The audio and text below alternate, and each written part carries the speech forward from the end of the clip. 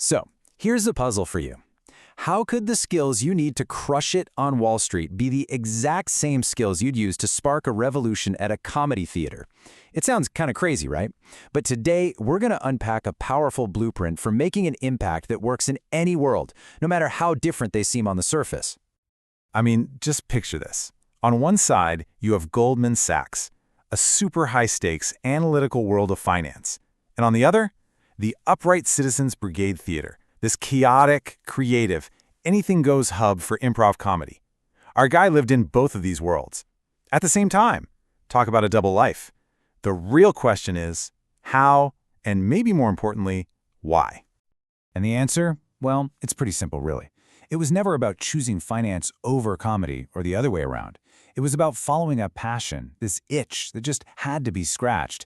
And what he found, completely by accident, was a powerful philosophy that connected everything. So how did this whole thing even start? Believe it or not, it was a total accident. There was no grand plan to become a comedian. He just signed up for an 8-week improv class. You know, something fun to do on a Saturday morning in New York. And let me tell you, he was not a natural. He was the finance guy, surrounded by trained actors and writers, a total hobbyist. But then, in the final class show, something just clicked. He got some huge laughs, and bam, he was hooked. So he starts flying through the classes until he lands in a room with the seasoned pros. And that's when he completely hit a wall. And that led to this huge aha moment. He realized the pros weren't just trying to be funny themselves. They were actively making each other funnier. It wasn't about being the star, it's about making your teammates shine. This was a total 180 from the mindset of individual achievement to focusing on collective success.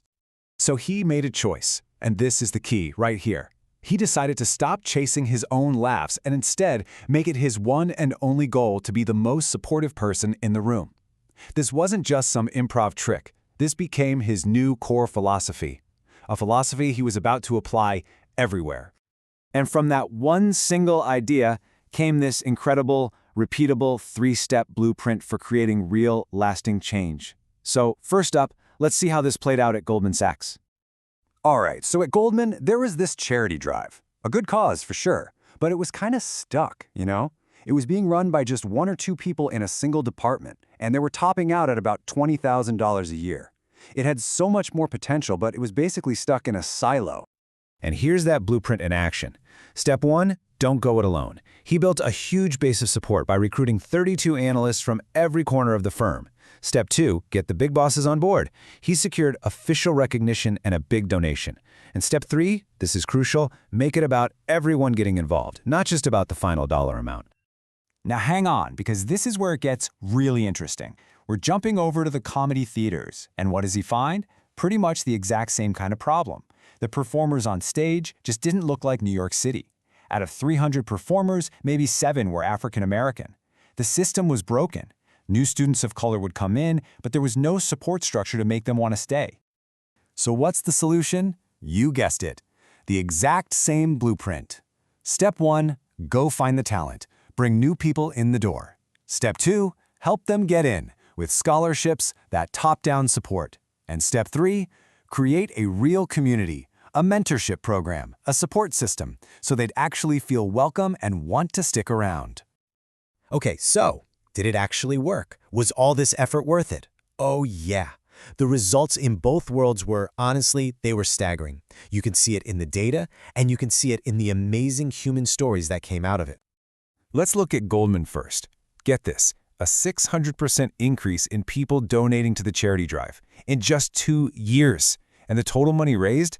It jumped from 20 grand to over 70,000. I mean, that's just a huge, undeniable win. But the UCB story? Wow. This one's about people. 3 African-American women met because of this new diversity program. They formed a team, called it Doppelganger, and entered this super competitive show. They stunned everybody by winning. Then they won again, and again, 12 times in a row. They got so popular they were given their own weekly show, something that hadn't happened for any team in 7 years.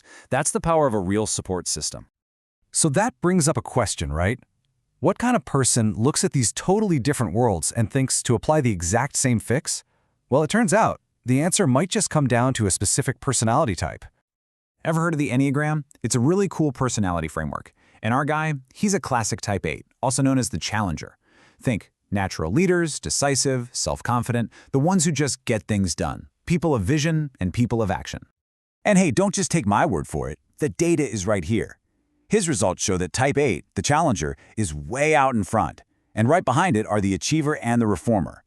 So you've got this mix of wanting to lead, wanting to win, and wanting to make things better. It all starts to make sense, doesn't it?